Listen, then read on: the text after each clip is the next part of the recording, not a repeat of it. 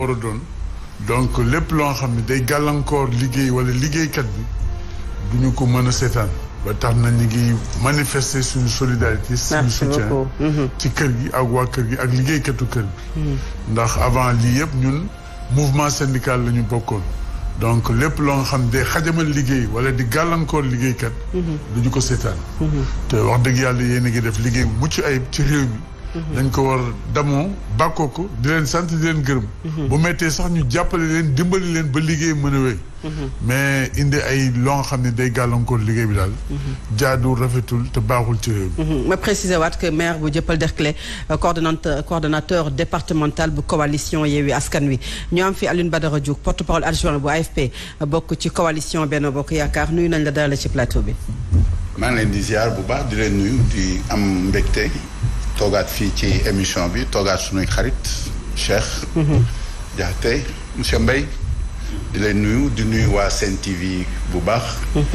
di ñaan yàlla lépp lu ñu fiy wax rek yàlla def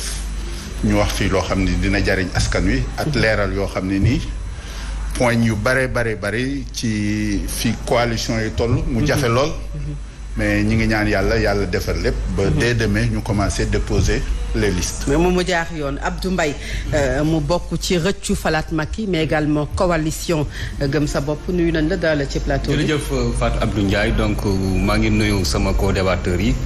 donc di leen masaw tamit soo ma ko mayee tuuti ma masaw leen bu baax a baax muy yéen waa D-Média ak Sen TV nga xam ni ay liggéeykat yu xarañ ñoo fi nekk ay ndaw ñoo xam ni dañoo yor seen i njaboot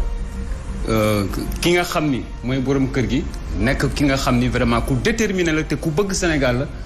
ku amal njëriñ askanu Sénégal la donc ki nga xam ni nekk xale bu ndaw yor këru liggéeykaay bi nga xam ni am na plus de vraiment 500 liggéeykat ñoo xam ni ci la ñuy yoree seen njaboot loolu di ko yàq je pense que ne war nañu xoolaat ni ñu yoree réew mi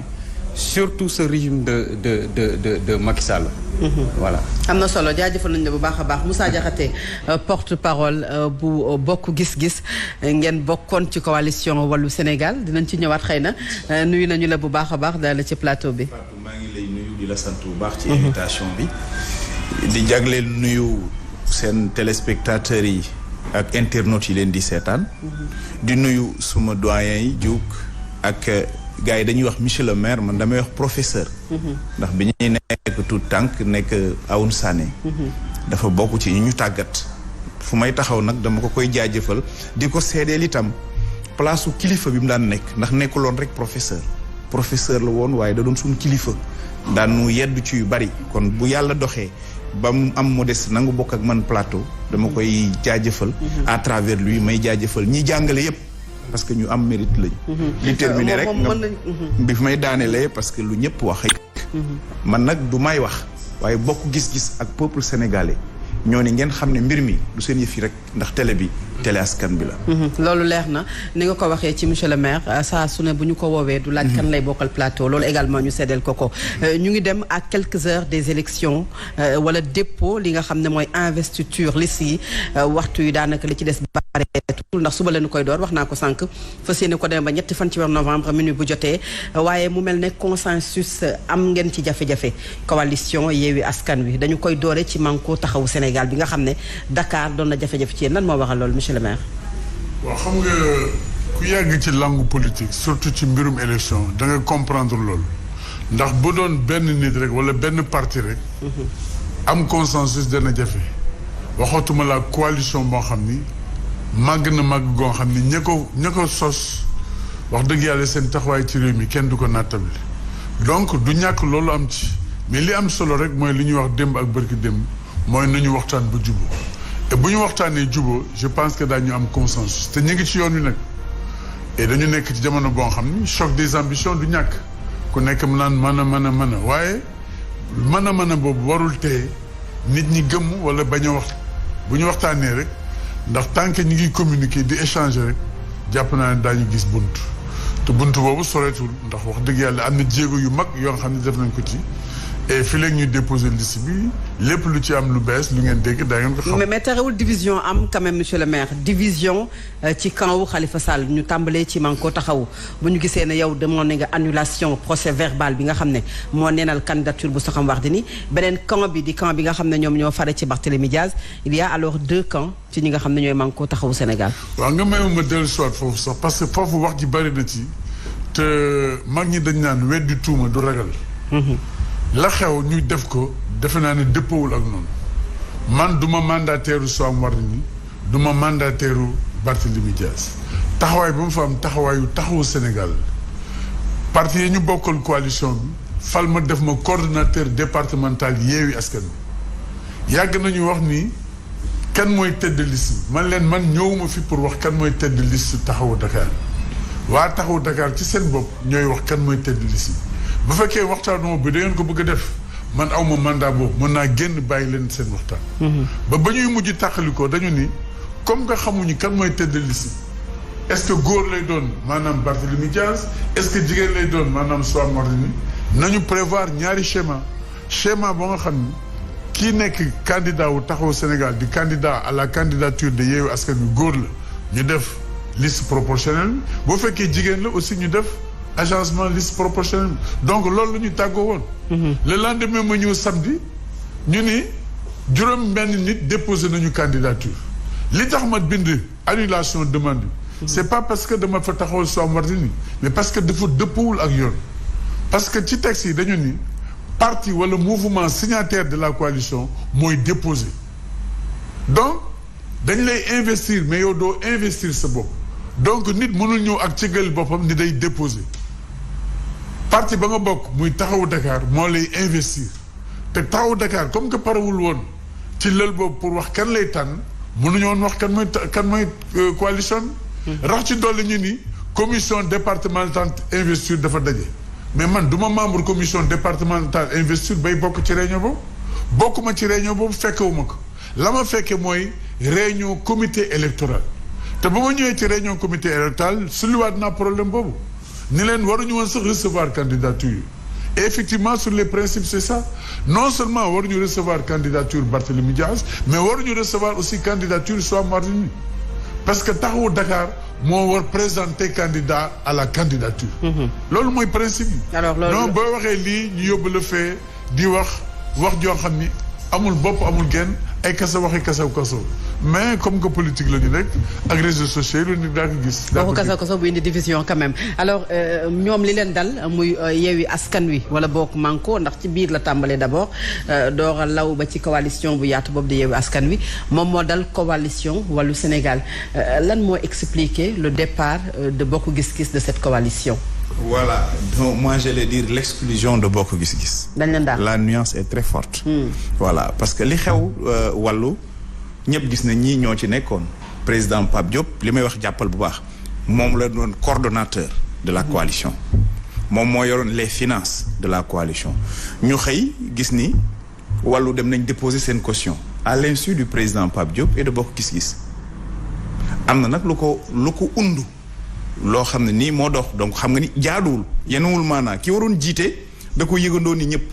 y a quelque chose li ko waral nag li ci bari boo seetloo am na réunion boo xam ne sax président Pape Diop a failli quitter la table parce que bi ñu dajee di waxtaan c'est les collectivités locales le PDS avait dit que ni dafa jëloon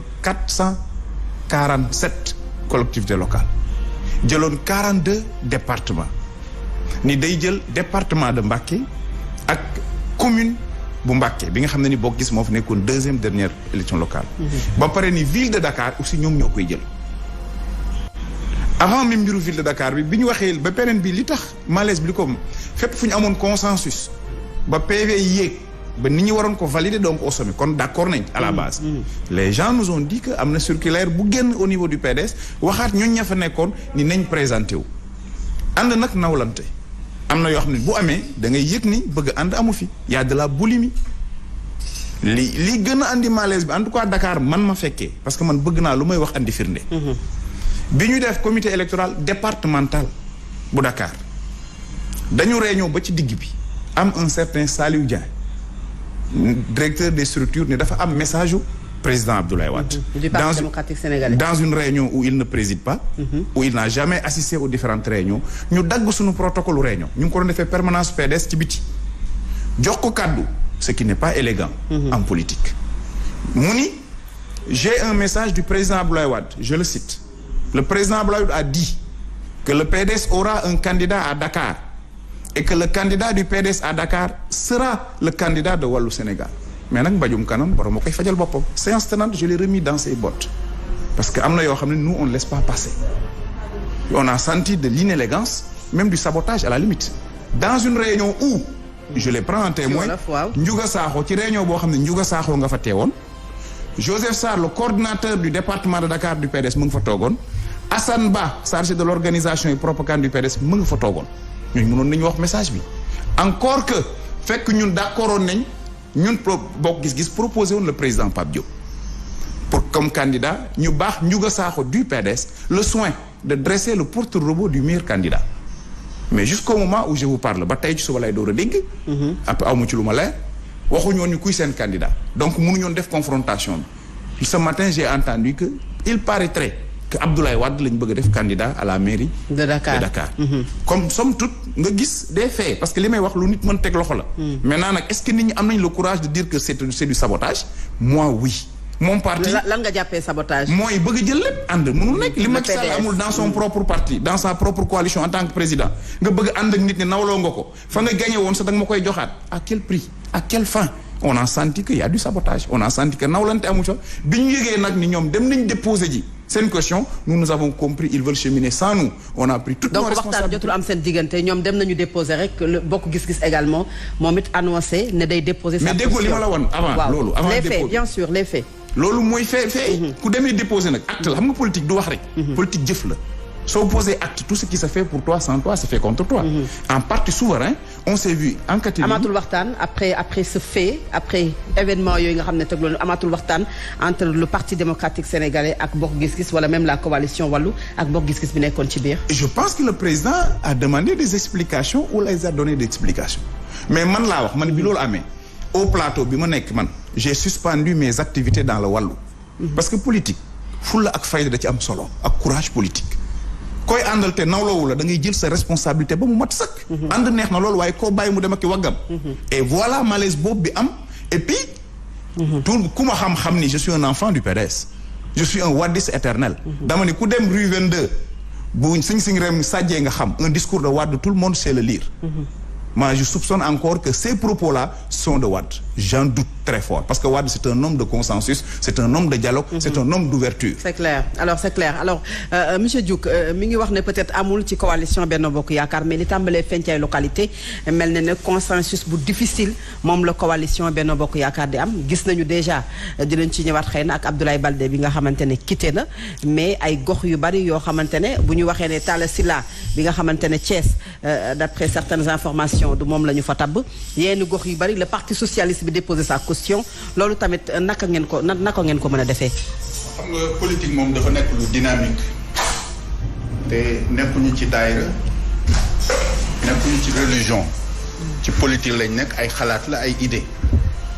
ñoo xam ne nii léeg-léeg dañuy am confrontation d'idées léeg-léeg dinañ dem ci passion ba ñu am rupture c'est tout à fait normal ay nit lañu ñun Cheikh du ma bàyyi ma fenn parce que liggéeyoon nañu ci Benno Siggil Sénégal avec la coalition Benno Siggil Sénégal en 2009 mais dafa fekkoon mu am benn circulaire des leaders ci circulaire bi mu am ay critères te critères yi nekkul ay critères objectifs parce que du la critères yoo xam day mais ni lii la ñuy investir mais ay principe bi bu njëkk mooy ñu reconnaître la représentativité beneen bi mooy solidarité ak générosité su fekkee ne dañoo bëgg a ànd principe yi mënul ñàkk ci Benno Bokk Yaakaar am na foo xam ni le signal est vert y a pas de problème ça passe am na foo xam ni le signal est jaune ça clignote il faut que mu am arbitrage am na foo xam ni le signal est rouge c'est des tensions c'est tout à fait normal il faut que mu am benn arbitrage xëy na Benno Bokk Yaakaar moo ëpp chance parce que am nañu leader ils ont un leader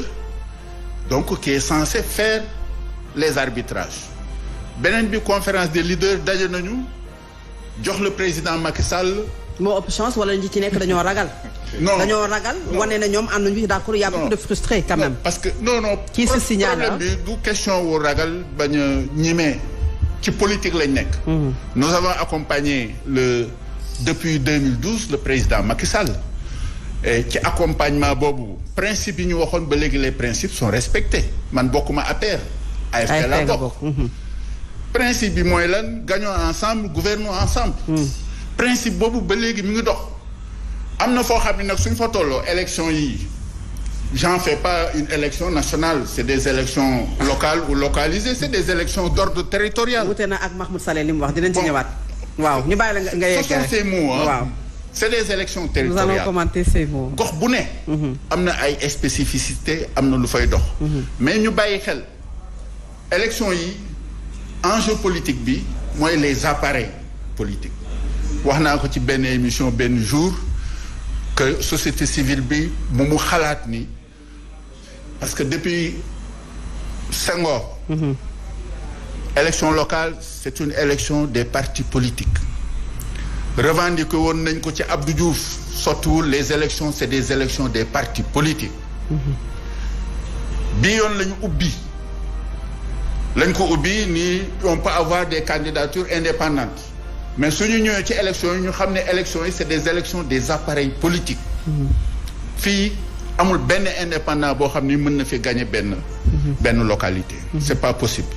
mais li xew ci biir Benno Bokk Yaakaar. principe bi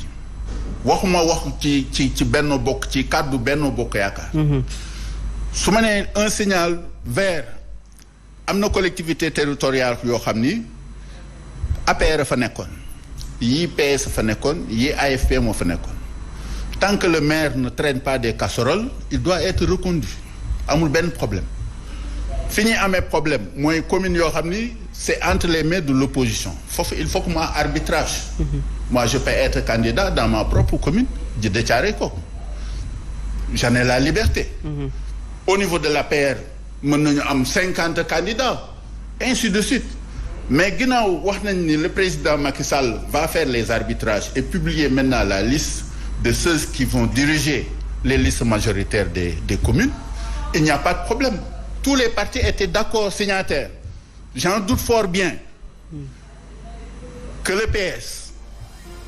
mënul jox carte blanche le président Macky Sall l'AFP jox carte blanche le président Macky Sall parce que ki ngeen jox nag chèque en blanc da ngay bàyyi mu bindal le chèque bi nga am ci moom confiance. donc la caution bi PS déposé. enfin dara leeraguma ci parce que gisaguma fu ñu ko brandiré wala dem nañ caisse de consignation et de dépôt pour wane ni voilà le PS a versé une caution. De toutes les façons confirmé pourtant par certains leaders du Parti socialiste. caution boobu. non xam nga en politique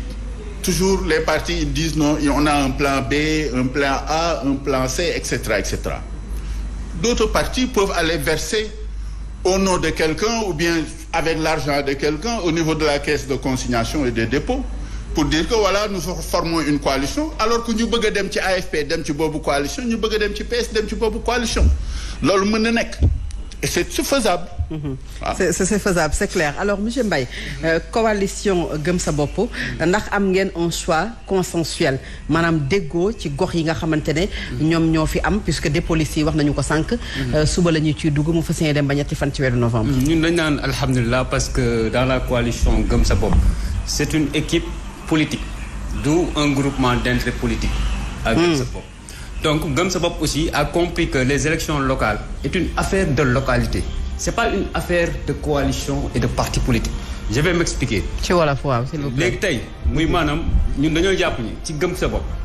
élection locale muy maanaam élection wu gox-goxaat yi élection wu gox-goxaat yi la maanaam askan yi seen bopp ñoom ñoo war a tànnal seen bopp nekkatul parti politique yi wala coalition yi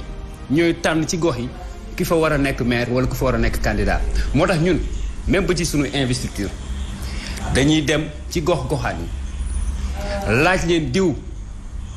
ba xam mën a nekk candidat. loolu yéen nan ngeen leen ko mën a laajee c'est-à-dire que bu ñu jëlee Saint-Louis ndax da ngeen am avalu population bi pour wax ne Ahmed Fall Braya mooy le candidat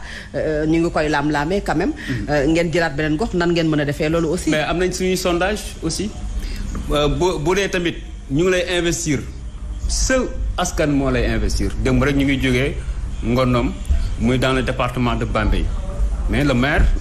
ki nga xam ni ñu ngi maire bi ñu demoon pour investir ko ba ñu demee ñun kat xam nañ ni kii askanam ñoo ko investir ndax dëkk bi yëpp a génn. mais ci loolu ngeen di basé wu monsieur Mbaye. dëkk bi génn mobilisation bu doon tax nit gagné le PDS de perdre le pouvoir aux élections à l'élection présidentielle 2012. gis nga Fatou Abdou gis nga bu ñu bëggee soppi Sénégal. foog ñu dellu ci gox-goxaan yi jël askan bi jox leen les décisions ñoom ñuy décider seen bopp. ñun mënuñu ñëw à Dakar di décider ne Cheikh Gueye demal fële tubaatul parce que c'est dans le cadre d'une coalition parce que maag moom ñoo bokk coalition. loolu moo war a dañ. te ñun loolu lañ comprendre andi ko ci sunu politique dans la coalition dans la grande coalition gëm sa bopp ñun dañoo jàpp ne gëm sa bopp dafa nekk lenn li nga xam ni d'abord dañuy jiital askan bi ci fi ñuy tabbee. dañ koy jiital fi ñuy nasee donc mënuñu tey élection locale ñëw ñu def ay coalition toog à Dakar ne diw demal fële ne Aliou Sall demal Guédiawaye te dëkku fa loolu foog mu arrêté. ndax bu ñu bëggee soxali Sénégal gox-goxaan yi d'abord fa la ñuy mën a jaaree pour soxali ko loolu pour ñu am ko moo tax man j'ai toujours pensé que ne tey jii waratuñu toog sax naan ay affaire maire mais on a besoin des managers des collectivités locales loolu la ñu soxla. un maire ki nga xam ni dafay am xarañte bi nga xam ni mën na wuti partenariat même bu àndul ak nguur gi tey fii maire bu fi àndul ak nguur gi pour yow mënoo defal dara sa gox déedéet man jàpp naa ni un bon maire dafa war a nekk ki nga xam ni. manager la. ci biir gox-goxaatam ba pare am fa passé dafa war a am passé. man yàgg naa wax askan bi ne leen yéen. bu ñu ñëwee di leen laaj seen baat yéen laaj leen ñu lan lañ leen defal j'ai toujours dit ça même à Guédiawaye man je suis candidat à la commune de Wakhinane Nimzatt donc mais foofu jiite naa fa mouvement étudiant jiite naa fa association et cetera donc c'est-à-dire que du ku ne rek moo war a tëb nekk maire wala man ma nekk ci dans le cadre d'une coalition jël ki nga xam ni maanaam fee dëkk rek la fa am ne ko demal nekk foofu maire aussi loolu dafa am solo tey pour ñu vraiment jëmale Sénégal ci kanam jëlee ko ci guute gi nga xam ne régime Macky Sall moo ngi ko ci def voilà donc loolu la alors loolu leer na alors monsieur le maire Cheikh Gueye yamul rek ci Dakar mais bëri na ay gox yoo xam ne am na xëccoo bu metti ci diggante taxawu Dakar ak ñi nga xam ne ñoo nekk ci coalition Yewwi Askan Wi bu ñu jëlee exemple bu Thiès rek mën nañu ci jël Tine mi nga xamante ne moom ak Moussa Tine ak Babacar Diop xëccoo am na foofu Ababacar Aba Mbaye ak Cheikh Bamba Dièye à Saint-Louis entre autres localités loolu également naka ngeen mën a def ba surmonter ko jamono ji nga xam ne presque yegg nañu pour déposer li nga xam ne mooy liste yi. wax naa la sànq Fatou Abdou loolu mënul ñàkk ci jongante au niveau local mais li am solo rek mooy ñu wéyal waxtaan wi ba déggoo ci kaddu ndax damay jàpp ni ñoom ñëpp bëgg servir seen localité. bëgg jariñ seen localité bëgg soppi xar kanamu seen dëkkuwaay moo tax kenn ku nekk jóg ni man bëgg naa ñu fal ma maire donc amul problème. li am solo mooy bu fekkee ne am loolu xam nañ ko ñu toog ñoom ñu waxtaan ba jubóo. et loolu tax mais ba léegi c'est-à-dire que dafa yéex en fait. mais mën na dem sax ba veille ñu dépôt. élection locale gis nañu même jusqu'à minuit nit ñi trouver consensus du jaax. parce que monsieur Diouk mi ngi naan ñoom am nañu chance parce qu'ils ont un leader boo xamante ne moom mooy siffler peut-être la fin de la récréation. leader et leader ñun suñu leader yi c'est pas des chefs on n'est pas dans l'armée nga xam ne mooy décider à la place des autres li ñuy def conférence des leaders yi comme que conscient nañu ci problème boobu loolu tax depuis quelques jours ñu ngi ci lël pour jël en charge question yi nga xam ni les consensus day jafe pour am foofu pour xool ñoom nan lañ ci mën duggee nan lañ ci mën waxe nan lañ ci mën a amee taxawaay ba jege position yi ba d'accord te jàpp naa ni fi léegi ñuy déposer liste yi que muy Thiès que muy Saint-Louis que muy Dakar ak fu mu mënti nekk incha allah nit ñi dañu déggoo. li tubaab di wax rek laay utiliser on ne peut pas faire des omelettes sans casser les œufs. On a les œufs et tôt ou tard incha allah daañu omelette ba mu neex mais foog ñu toj nen ñi. mënul ñàkk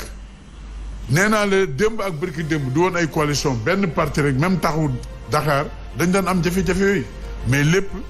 ci déggoo lay mujje lii aussi ci déggoo lay mujje parce que ña ca war a wax daañ ci wax ña ca war a def daañ ci def ña ca war a dox daañ ci dox li am solo rek mooy ñu bokk gis-gis bokk déggoo bokk jëmuwaay loolu bu amee rek juboo daal di am te bu juboo amee mbir mi day leer donc doxalin boobu dama ko bëgg rafetlu ma moo gën fi nga xam ne amul coow bu amuloon coow nit ñi jaaxle lu doon ni coalition Yewwi Askan Wi ñu réglé seen candidature yëpp te coow amul mais booba waa war na jaaxal nañu coalition bu am doole la coalition bi nit ñi am yaakaar la donc bëgg-bëgg yi faaw mu am mais bëgg-bëgg yëpp nañ ko teg ci yoon teg ko ci profil teg ko ci jëriñ askan wi bu loolu jiitoo rek defe naa ne déggoo dina am te déggoo mais est-ce que tey bu choix amee ñu tànn ñeneen ñi bàyyi ñeneen ñu foofu tamit du am ay ñoo xamante ne dañuy frustré wu sampat seen ndënd ndax gis nañu ko ci Ziguinchor ak le cas de Abdoulaye Baldé. non gëwuma sampat ndënd am. frustration aussi mënul ñàkk. parce que tubaab bi dañu ni kii choisit élimine. bu fekkee ki ñu éliminé amul dënd bu yaatu boobu xam ni mën na comprendre loolu.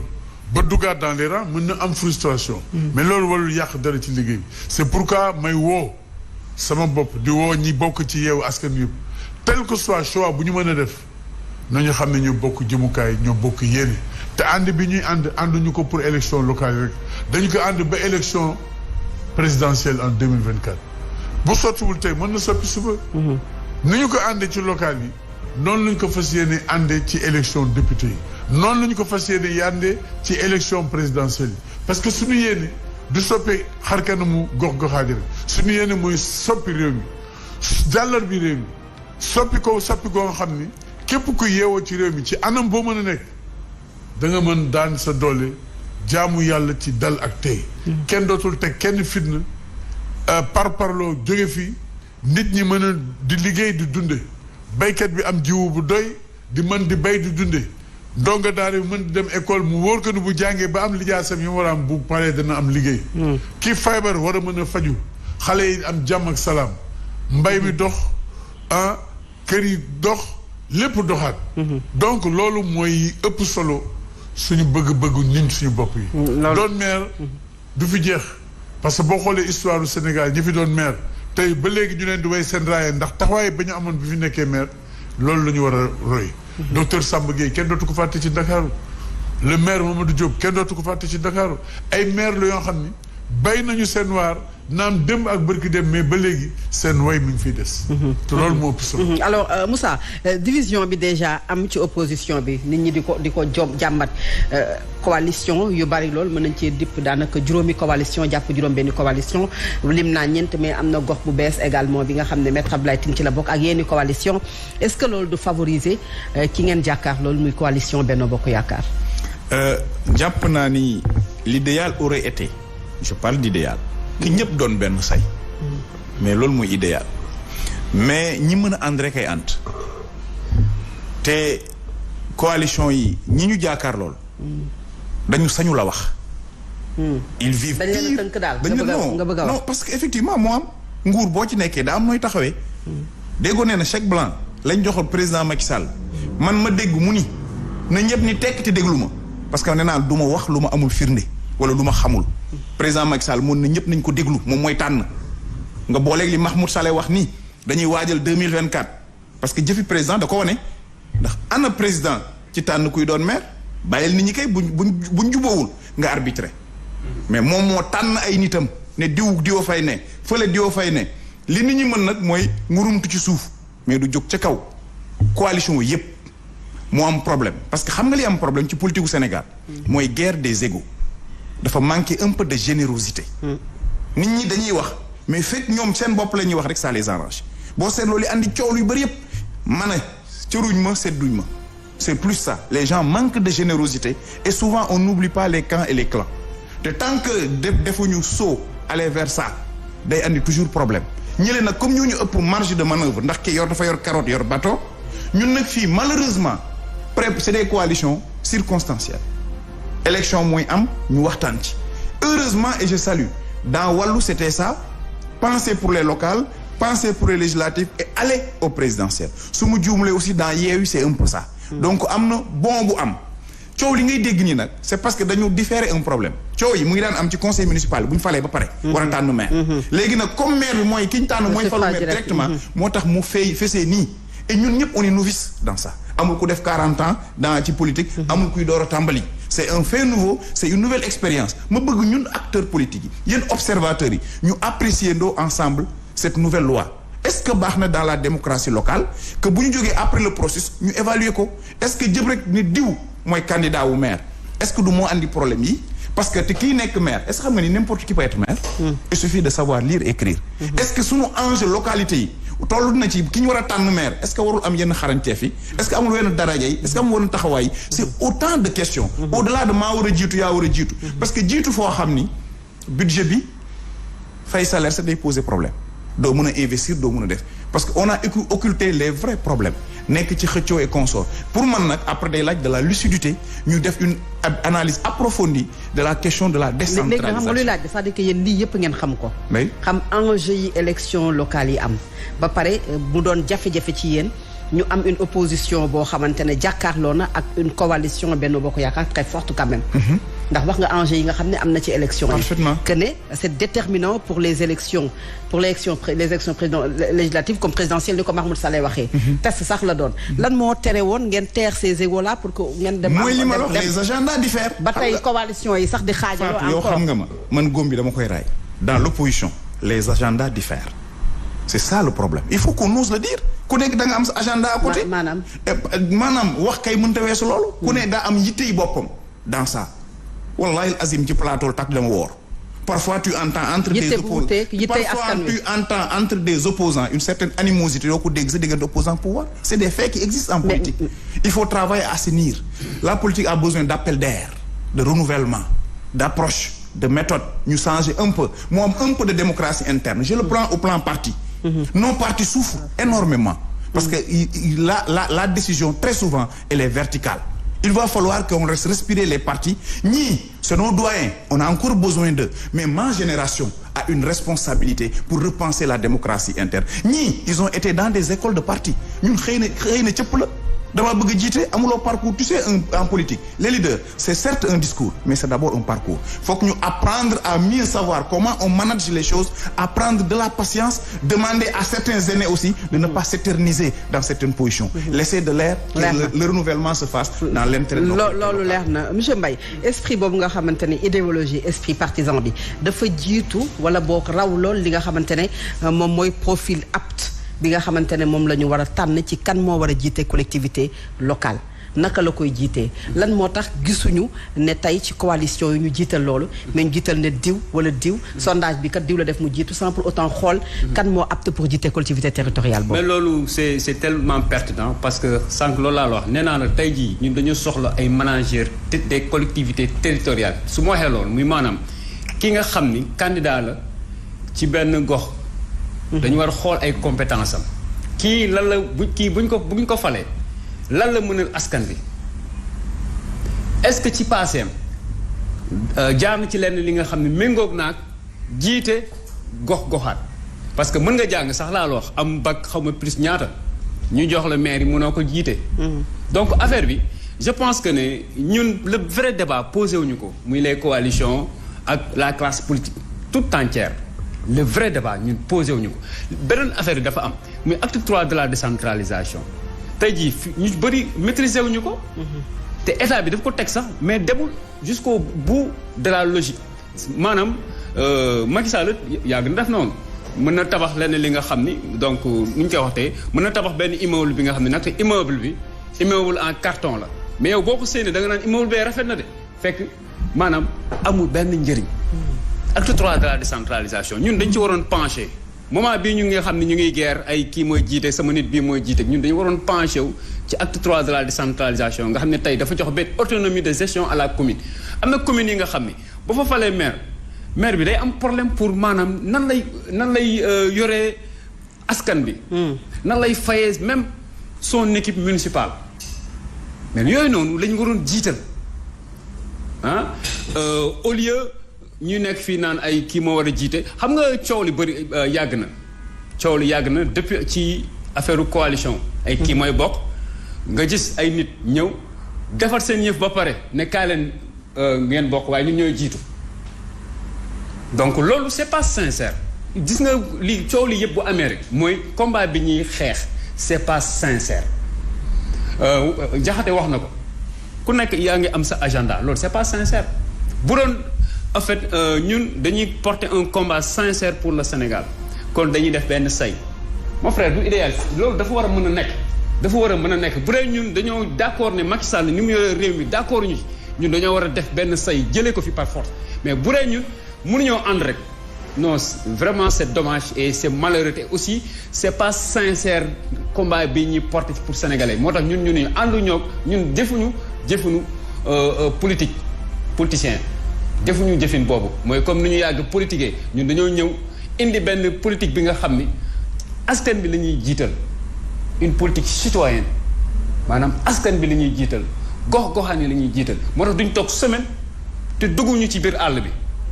il faut que ñu génn plateau yi di dem ci àll bi di xam lu ñuy dund ñu koy xam bu baax bu ñu toogee ñu mën a xam ñun ñu am benn yërmande ci askan bi mais tant que ñu ngi toog fii taal suñu oto ñëw ci plateau demaat feneen du ñu xam lan la askan bi. mais gars yi ñu ngi dem ci taanaan bi yéen ko demu leen ci taanaan bi de. c'est une chose gis nga Sénégal ni ñu ko yàgg yoree nen la lépp Dakar la ñuy toog duñ dem ci àll ba di leen décider foofu mais il faut que ñuy dem foofu di xam condition de vie yi ñuy dund nga xam ne pour ñun tey parce que nit mën nga gis nit mu nekk ci condition bu metti nga yërëm ko mais boo ko gisul doo ko yërëm. il faut que nga gis ko yërëm ko di ko soog a mën a jàppale il faut que ñu dem ci gox-goxaan yi xam ni ñu fay dund pour tey jii ñun lépp lu ñuy décider ñu bàyyi xel loolu ñu fa gis mais tey jii nii man en fait beneen problème aussi dafa am ci opposition bi li indiwaat coow li. loolu bokk na ci li gën a indi coow li muy y a pas de chef d'opposition sénégalaise amul fii ku fi ne man maay fii chef d'opposition ku ko wax yaa ngi gént. mooy problème déggoo bi rek kenn bëggul ko jiitu en fait. non mais loolu xam nga askan bi moo ko waroon décider. askan bi c'est-à-dire que chef d'opposition day am benn légitimité majoritaire ci askan bi. ki nga xam ne ñëpp a d'accord ne kii moo jiitu. Abdoulaye Wade ñëpp a xamoon ne c'était le chef de l'opposition sénégalaise kenn daanoon weranteeg moom mais tey jii kan ma fi mën a téye sa dënn fëgg sa dënn ne man maay chef de l'opposition boo ko defee tamit da ngay nelaw da ngay nax sa bopp amul. donc loolu aussi. bokk na ci li indi coow li yëpp. alors ñu ngi koy wax sànq élection locale yi wax nañu sànq ba nga dippee ko sax élection nationale bu ñu sukkandikoo ci kàddu yi Mahmoud Saleh wax test la sax pour 2024 bu président Macky Sall est-ce que nekku leen di jox thème de campagne ñi nga xam ne ñoom ñoo fare ci kujje politique.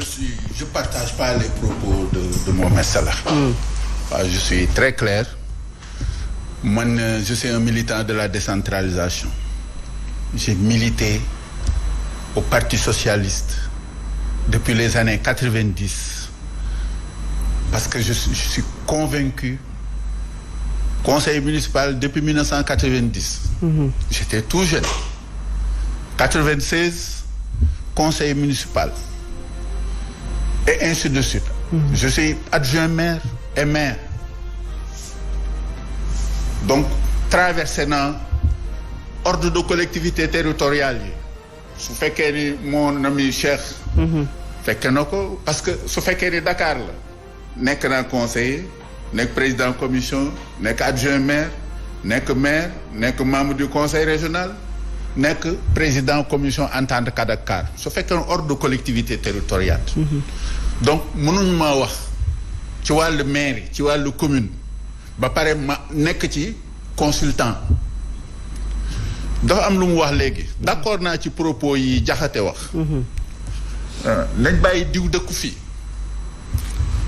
Alioune Sall est en train de faire de Guédiawaye ce que aucun maire non mais foofu laa dëkk yow nga dëkk Djiddah Thiaroye Kaw Djiddah Thiaroye Kaw at waxi naa nem saat marché bu bees moo leen tàggale mais ki dëkk Guédiawaye dafa yeewoo est-ce que nga xam moom it li fa am mënuma firil sama jën xam nga Guédiawaye bala moo wax Guédiawaye 1990 lañ ko def commune ci commune Pikine la bokkoon 1990 la ñu def Guédiawaye commune mu bokk ci département Pikine c'est Abdoulaye Wade qui a fait de Guédiawaye un département en 2001 loolu yàggul lépp fi la ñu fekk Alioune Sall est en train de faire à Guédiawaye ce que aucun maire à Guédiawaye n'a jamais fait. Il n'a rien fait. Je le confirme. waa Guédiawaye non bàyyi naa la nga wax. laissons le terminer. monsieur Diouf xam nga population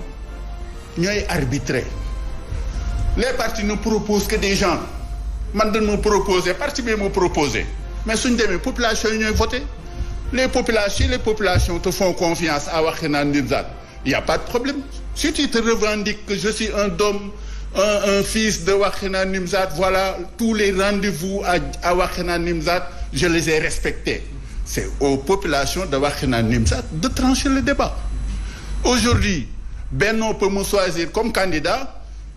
Wattu peut présenter un autre, et c'est les populations de Djiddah Thiaroye Kao qui vont trancher. Ça c'est clair. C'est clair. Là, il n'y a pas du tout de débat. Ce fait qu'on est débat bi dañ ko ñëw rek ci acte 3 à décentralisation mën naa cee wax fii ba suba. Mais débat tey bi li ñu invité.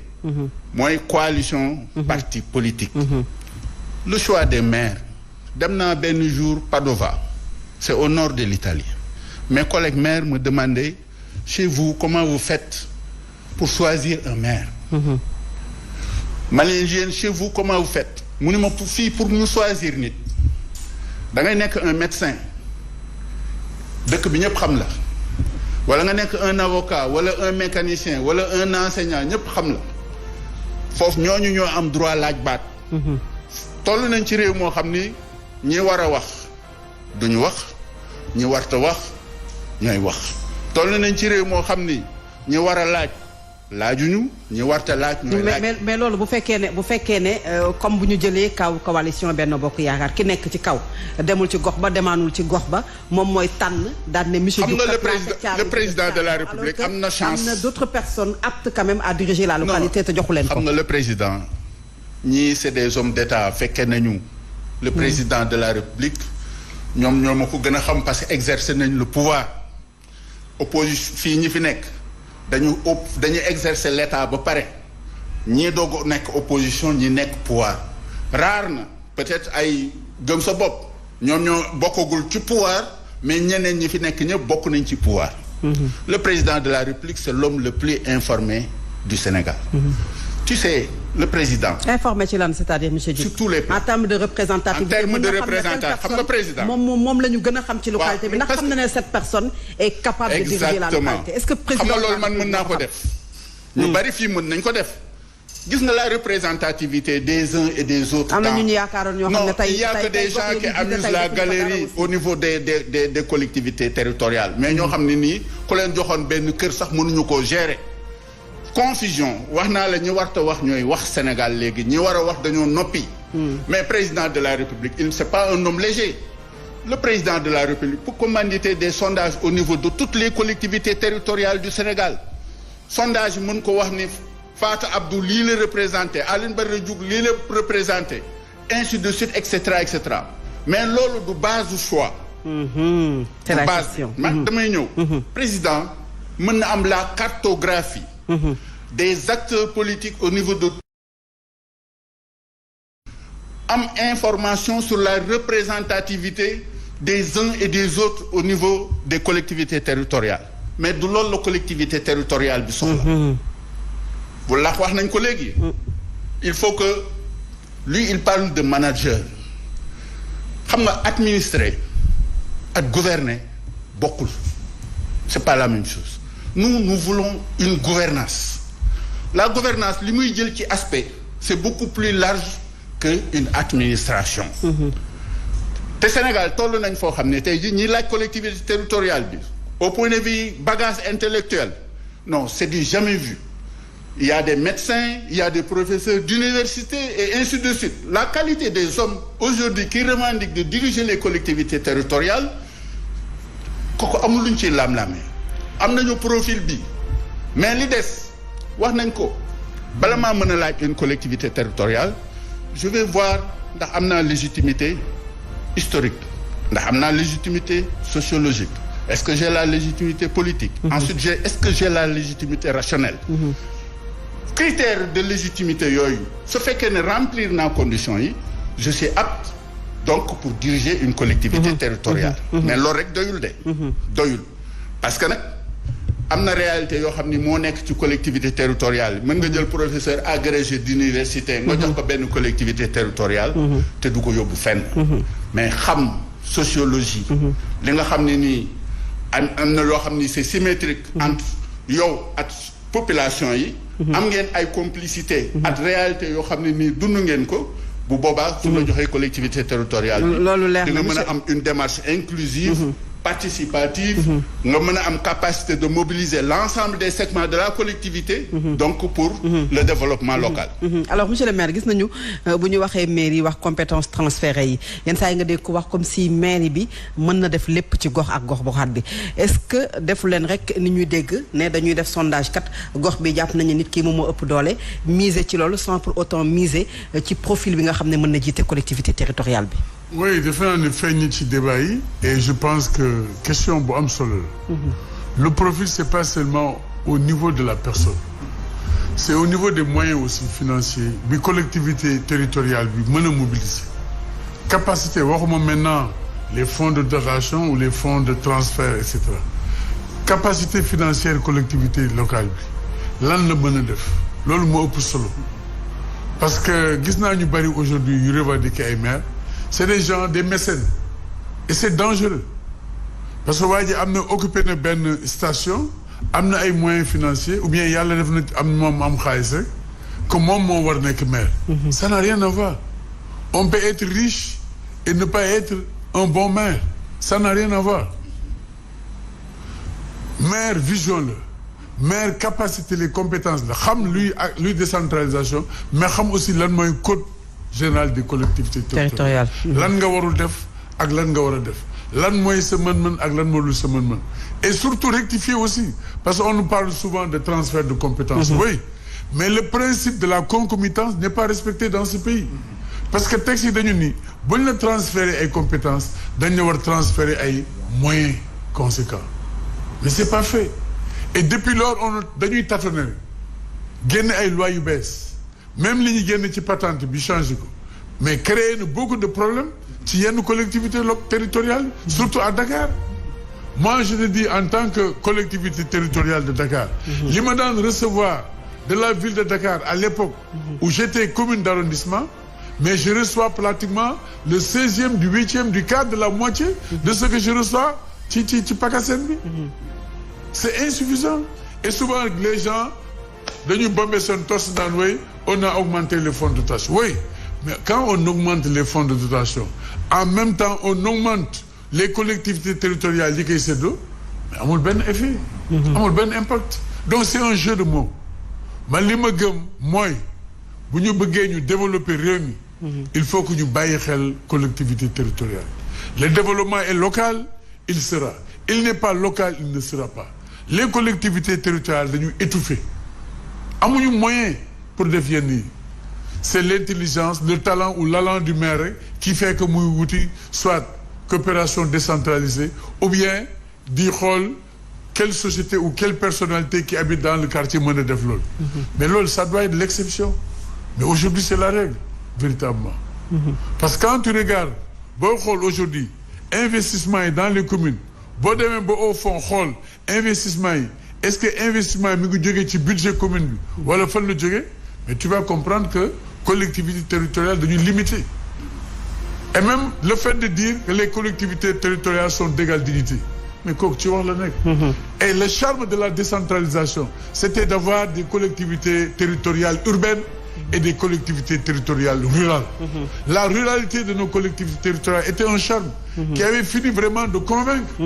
l'Afrique et le monde en matière de décentralisation tout ça on a supprimé quand tu vas dans une collectivité territoriale mais boo xoolee population mais population ñaari famille la au niveau de Dakar quand boo calculer le bétail tourne autour d'un troupeau très limité donc moyens yi nga mën am foofu mais c'est insuffisant nan nga mën asseoir collectivité développement local c'est pour corriger ça la ñu créer yeneen programmes yi au niveau de l'État nga xam ne programmes yooyu c'est des programmes ciblés au niveau du monde rural et en ce temps on laisse les collectivités territoriales urbaines mais c'est une hérésie décentralisation science la xam-xam la da nga koy jàng da nga koy xam da nga koy jëfe c'est pourquoi léegi wax nañ ko profil maire yi dafa war nekk un maire non seulement disponible mais un maire qui a une vision un maire qui compte d'abord sur les moyens de son budget parce que li nga fi indi le plus là soit ministre là wala directeur de société truc mais tu es en train de détourner les deniers publics yi waroon dem feneen au profit de ta collectivité territoriale yaa ngi asphyxier ñeneen donc ça même c'est dangereux donc le développement doit am jamais et il faut que les corps de contrôle aussi soient regardants par rapport à ça l'argent bi ñuy dépensé dans les collectivités territoriales l'origine c'est extrêmement important c'est pourquoi même état bi à un certain moment ci coopération décentralisation ñu serrer un peu l'étau pour xool origine xaalis bi fan la mën na nekk de l'argent bu ñuy blanchir ñu xëpp ko ci collectivité territoriale def ko ou bien qu'un Sénégalais ou des groupes de je ne sais quoi nekk dans la diaspora di def naka suñu noonu pour maintenant blanchir l'argent ñu jaaree ci par ces canaux-là tout ça ça existe mais lu day ni Sénégal fu mu jaar ci décentralisation depuis des années war nañu def de grandes avancées pour que Afrique bi continuer à comprendre que la locomotive en matière de décentralisation le Sénégal am na beaucoup de choses à surtout ça mais également disponibilité wax nga ko sànq bu maire yi ñuy dëkk seen i gox ndax l'exemple que vous avez pris muy dëkk yi développé yi wax nga ko maire bi dafay nekk ci gox bi malheureusement bëriwul Sénégal am na ci maire yoo xam ne nekkuñu fi donc dernier tour de table lan ngay tàggatoo Moussa temps bi liñ dese woon jeex na dommage que waxtaan wi li di appuyer rek professeur di wax ni la communalisation intégrale ne répond pas aux réalités de nos terroirs il va falloir ñu recorriger l'acte 3 ci ñu toggaat ko maanaam ñëpp a yem ñëpp mënuñoo yem waaye nañ fexe ba ku nekk fi sa soxla toll ñu mën laa andil ndàmpaay lu ñu toll comme président nag mu ngi bàyyi xel bay investir ñu fàttali ni ko ni investir am na solo mais mettre les moyens pour avoir des collectivités viables moo ëpp solo ñun nag may tay daanale bu ñu jëlaatee Ndakaaru ak Pape Diop on va prouver qu'on l'avait déjà fait et nous allons continuer à le faire incha allahu rabbi. alors Abdou lan ngay tàggatoo. bon li may tàggatoo muy tey jii gis nañu ne y a un élan patriotique ci la jeunesse. tey jii ndaw ñi dañoo jóg wane ne dañoo bëgg seen gox. c'est-à-dire que il faut que vraiment sunu doyen yi bàyyi di ñu tënk ci yenn jargon yi ay administration gouvernance ñun on a dépassé ça loolu c'est la routine administrer comme nga ñëw yor kër. ndekki añ reer da nga war a dépasser loolu moo am ci kër yëpp kër gu nekk war nga xool li koy jëmale kanam lan moo fa manqué ak lan leen li nga xam ni tey jii boo ko fa defee ëllëg ku fa ñëw dina xam ne kër gii bi ma fekkoon daaw de ak tey jii nii wuute na ci gox-goxaan yi noonu la ñoom loolu lañ xam ay administration gouvernance mais tey ñun peut-être dañoo dajale ñaari génération ba tey jii moo tax ñun ñoo gën a jege suñu askan da nga gis ndaw ñu tey jii nii les jeunes leaders ñooy gën a jege askan bi ñii fii rek la ñuy toog beneen affaire wax na ko. nee na Macky Sall monsieur Mbaye yow it nag wax na ko nee na Macky Sall il est le président le plus informé mais wanewu ko ci liggéeyam bu dee le président le plus informé wanewu ko ci ni mu yoree Sénégal na dem ci àll bi wàllu leen na dem ci am na boo demee Djiddah Thiaroye Kaw googu sax laa la wax am na ñoo xam ne ba léegi ñu ngi ci ndox mi demal Kër Massar donc boo nee ma Macky Sall il est le président le plus informé man j'en doute très fort. te aussi beneen affaire dafa am bu dee moom mooy tànnal boppam ay maire-am foog ni loolu dina ko may 3e mandat mu ngi nax boppam sénégalais yi tey jii nii jóg nañ résolument ne ñoom ñooy tànnal seen bopp seen i maire te ëllëg ñoom ñooy tànnaatal seen bopp un président de la république kenn du ko fol. leer na monsieur Mbaye monsieur Diouf waaw. ngay tàggatoo xam nga le management est une composante rek de la gouvernance gouvernance su ñu koy wax c'est que ñoom dañu. non defal ndànk ko rek defal ndànk rek waaw xam nga ki la jëkk a yeewu moo lay wax fii nga war a toog. te àdduna lu ne dañ koy jàng. àdduna lu nekk dañ koy jàng. xel bu doon jaay marché lamb. waaw doo xam nga. société waaw léegi sëñ Mbaye léegi ñu dégloo rek waaw. mooy li sëñ Cheikh Ahmed Tidiane Sy Al Maktoum daan wax. yàlla na yàlla yokk leeram. dañuy ñuy wax alternance générationnelle parce que ndax ñoom li ñuy wax mooy lan li am solo ci société mooy la symbiose des âges société symbiose te il faut que ñu def tuuti attention ci yenn discours yi la maturation dafa am solo ci nit su fekkee ne tu es dans la quête de la politique nañu fexe ba am hikma am sagesse te loolu moo la société soxla sunu société yi nga xam ne c'est des sociétés africaines daf ñoo laaj ñu am hikma te loolu muy yóbbu société bi fu sori mag ñi ngay wax soxla nañ leen xale yi soxla nañ mag ñi góor ñi soxla nañ jigéen ñi jigéen ñi soxla nañu góor ñi suñ ko defee ñu am benn société boo xam ni am na symbiose le président Macky Sall te ni ñuy ci opposé man duma am carrière politique boo xam ni yàgg naa militer te boobu xaw ma président Macky Sall le destin nag mooy croiser ay chemin lu bari nag nañ ko jàng ci wàllu àdduna te suñuy defati discours ñuy xool bu baax li ñuy wax lan la le président un jour quittera et le Sénégal restera le Sénégal est éternel ñun ñi ñëpp fi lañ koy bàyyi ñaan nañ yàlla nag bés bu ñu ko fiy bàyyi ñu bàyyi ko ak suñuy doom suñuy sët ñu bàyyi leen lu baax patriotisme amul kenn kuy taxaw ni man maa gën a patriote le président Macky Sall am na lu mu fi def Senghor am na lu mu fi def Abdou Diouf am na lu mu fi def Ablaye Wade am na lu mu fi bàyyi kenn du fay turam autoroute à péage baa ngi nii Ablaye Wade kenn dootul fay turam Sénégal Macky Sall ba su fi jógee tamit turam du fay keneen su ñëwee dina def lu ëpp lu président Macky Sall def discours boobu leen ni inviter les gens ñoo xam ne Sénégal gi ñun ñoo ko bokk Cheikh wax na ko léegi man loolu laa gëm le développement de ce pays passera par les territoires et les terroirs. C'est clair. Moi, je suis un militant de la décentralisation. C'est clair, monsieur Diop. Alors, monsieur Guèye lan ngay tàggatoo monsieur le maire. D'abord sant leen gërëm leen. mais surtout particulièrement yow véritablement gis naa ni ay émissions yu am solo ngay def. Merci beaucoup. débat yu am niveau. et c'est ça la culture du débat. La culture du débat c'est la culture de la différence. gis-gis yi mën na wuute c'est tout à fait normal. et li ma remarqué rek mooy gis naa ni y a un élan communautaire pour ne pas dire populaire ci élection locale yi. pour xëccoo gox-goxaan. ça aussi je pense que avancer la ci décentralisation. C'est une valeur ajoutée. C'est une valeur ajoutée. Et il faut saluer ça. ñaareel bi may mujjee mooy coalition Yewwi Askan Wi yéene bi rëy na bëgg-bëgg yi rëy na loolu war na tax ñun ñëpp ñu teer suñu ay égo pour nous mobiliser uniquement pour l'essentiel. Et j'en profite pour lancer un appel solennel membres de Taxawu Sénégal Taxawu Dakar particulièrement démb ak bërki démb ni ñu meloon derrière notre leader Khalifa Ababacar Sall